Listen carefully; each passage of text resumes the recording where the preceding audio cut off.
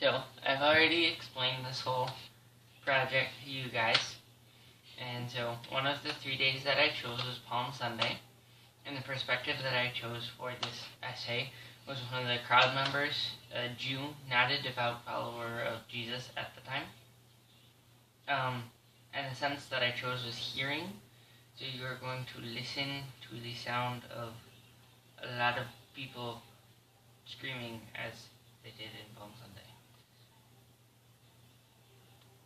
Okay. Do we have to plug our ears? No, not that.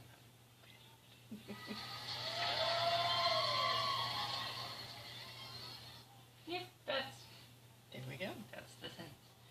Alright, and then my 250 word meditation response explanation thing. I just did these all in a journal entry format. So, it was a pretty typical day before Passover that fateful day. The Jews were gathering in Jerusalem, and I was simply enjoying myself. For the first time in my 13-year life, I got to select the lamb that my family was to sacrifice on Passover. The selection of the lamb itself was really easy. I picked the cleanest, healthiest one. Having worked with these lambs for a couple of years, I knew which ones were healthy and which ones would not be pleasing to God. It was the responsibility of selecting the lamb that had me in such a good mood. I got to please God directly for the first time. It felt great. That day, while I was walking back from our field, because we live near Jerusalem, I saw a man riding into town from the east on a donkey. I recognized his face from a time that I saw him preaching in the synagogue. Though I did not get accepted to become a rabbi, I still knew the scriptures perfectly due to my required schooling. I immediately recognized that he was fulfilling one of the prophecies about the Messiah. Isaiah 24:14-16. Yes, from the east God's glory will ascend. That made my day a lot better. I was so excited that the Messiah finally came, and during my lifetime as well. I saw the Messiah riding into town. That's so amazing. I will forever remember that day, as it is the most important thing that could ever happen. Alright, and then my second perspective was the criminal that repented on the cross. Like, there were 3 people on crosses, and Jesus was in the middle, and one of the criminals repented. And one of the senses that I chose was vinegar, like the sponge, as he was on the cross. But Dad just brushed his teeth, so he doesn't. And I'm not going to make you taste it either. You're supposed to be tasting vinegar. Vinegar. Okay, Ooh, let's make Daddy smell it at least, since he had the teeth brushing excuse.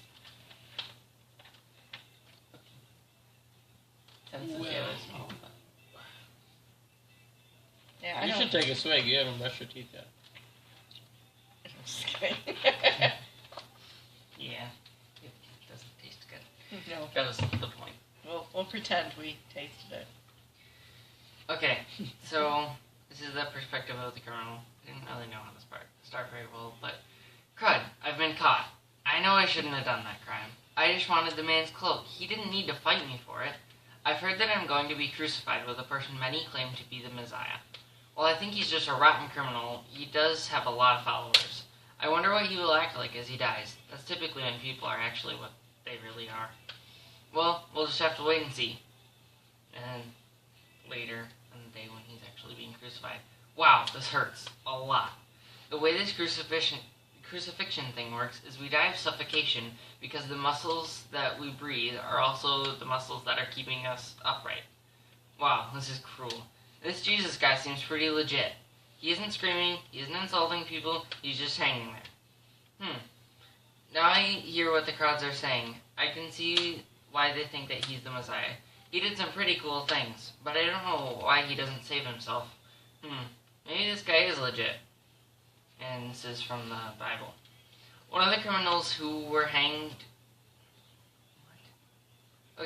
One of the criminals who was hanging with him yelled at him, saying, "Are you not the Christ? Save yourself and us." But the other rebuked him, saying, "Do you not fear God, since you are under the same sentence of condemnation? And we indeed justly, for we are receiving the due reward of our deeds. But this man has done nothing wrong." And he said to Jesus, "Jesus, remember me when you come into your kingdom." And he said to him, "Truly, today I will see you with me in paradise." Wow, wow, this guy just told me that I would go to heaven. I'm not even mad I got caught anymore. I got what I deserved, but I also got to meet this Jesus person. Sweet. And then, third day I chose was Easter. This one was required to choose. And the perspective that I chose was Mary, the mother of Jesus, not Mary Magdalene. And I did this based on Mark, because they're all different as far as who goes to the tomb. But the scent that I chose this time was smell. These are a lot of different spices. They're not the You can actually spices smell this one. that they were bringing, but Why can't I taste that and smell that? because it's like a combination of like curry and cinnamon. But it's lots of curry in there. Mm-hmm. Mostly curry. Could have made it smell like pumpkin pie or something. Well, that's not realistic. Okay. Okay. I chose that smell because those are the spices that they were bringing to Yeshua's body to help preserve it. And then this is the journal entry. Why did he have to die? I wish I could have at least told him that I loved him one more time. To tell him that I am so glad that I was chosen to bear God's own son and that I was able to take care of his basic needs as a child. I just want to see him again, even if he is dead. I still do not think that Pilate should have allowed this after finding him innocent. I'm going to go ask the other Mary to go to the tomb with me. And then this is during the walk. This is a very long walk. And then a quote from Mark. Who will roll the stone away from the entrance of the tomb? But when they looked up, they saw that the stone, which was very large, had been rolled away. And end of the quote. I wonder who could have moved that stone. I hesitated to go in there now. As I walked in, I saw a white man. This is what he said. Do not be alarmed, he said.